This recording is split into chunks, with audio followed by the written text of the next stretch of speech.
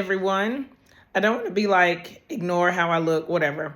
But I brought my sewing machine over, my new sewing machine, over to a remote location.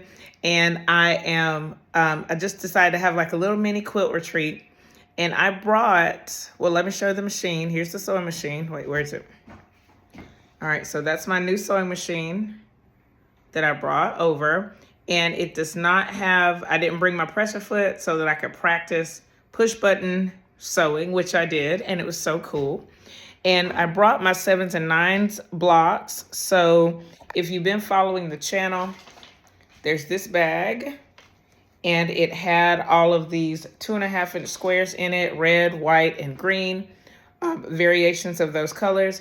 And I brought that with me because it was a no stress project, just something to do to practice that sewing without the presser foot, and it worked out great. I was actually able to finish all of the blocks that I need for this 7s and 9s quilt. I laid it out on the floor, and I was not super impressed by it. It was just kind of okay. But then I put the camera on it, and I'm gonna see if I can turn the camera around like this, but I don't think I can. But let's check it out. I'm gonna flip the camera so that you can see just a rough layout of this quilt. Look how cute this is. I had originally intended for this to be kind of a Christmas quilt project with those reds, greens, and whites, but it really looks super special on camera. I'll kind of zoom in so you can see there are solid squares in here. The individual block, let's pick one right there. It's 6 squares and then a strip, all 2.5 inches.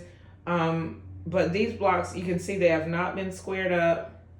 And like I said before, this is a really rough layout, y'all. I have not decided what I'm gonna do with it. But I just wanted to lay it out and get a, kind of a sample of what it might look like. I am so excited about it now that I see it through the lens of the camera.